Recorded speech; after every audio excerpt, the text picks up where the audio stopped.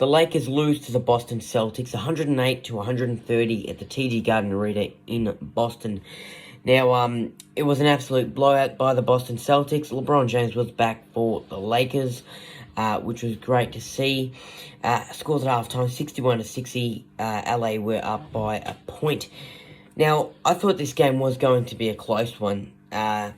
Considering these two teams, their franchise history, it's always a great game.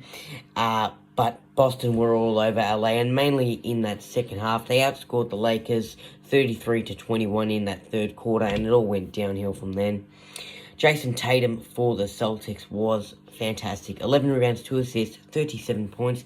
He had 17 points in the first half, 4 out of 9 from downtown. Marcus Smart, 8 rebounds, 6 assists, 22 points. Dennis Schroeder up against his old team, 6 rebounds, 6 assists, and 21 points. He had 15 points in the first half. And Al Horford, 4 rebounds, 4 assists, and 18 points. For the Lakers, Anthony Davis, 6 rebounds, 2 assists, and 31 points. LeBron James on return had a nice performance, 6 rebounds, 2 assists, and 23 points. And Dwight Howard, he only played 10 minutes. He finished up with 4 rebounds, 2 assists, 7 points, and he knocked down a 3, which was great to see from Dwight.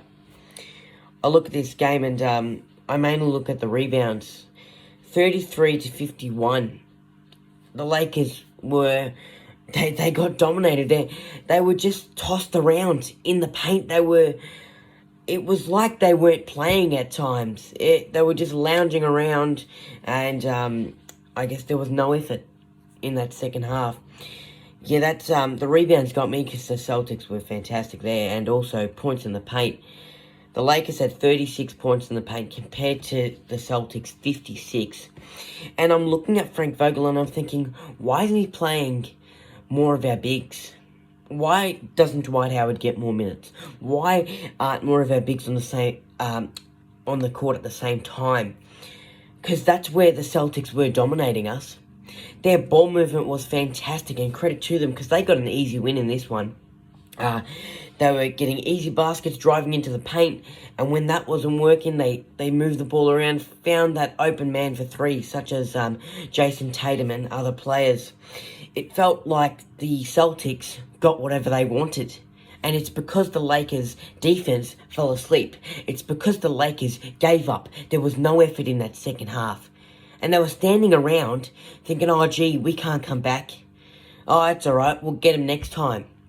Because I'm looking at this Lakers team, and yes, when we had the trade period, etc., when we, in the off-season, when we got Russell Westbrook, when we got Carmelo Anthony, when we got players like Rondo and Howard back into the side, many people out there, including myself, had high hopes for the Lakers. They thought, gee, this team could work.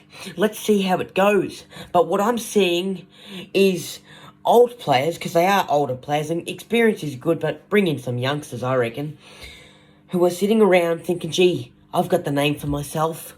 It's okay if we lose.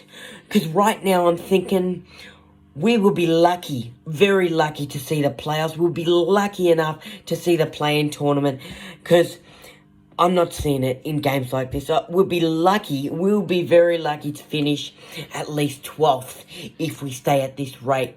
Because other teams out there are dominant, and we have no chance, I believe.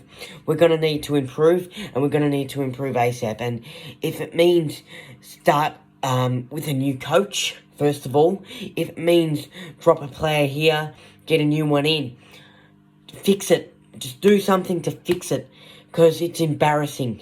It is very embarrassing to see performances like this when the Lakers just give up. The Lakers' next game is on Monday at 10 a.m. up against the Detroit Pistons at the Little Caesars Arena in Detroit. Hopefully, somehow, LA get the win. Go Lakers. Right, guys, if you like that recap and you want to see more of my content, remember to hit that thumbs up, like, comment, and hit that red button down there that says subscribe. Much appreciated.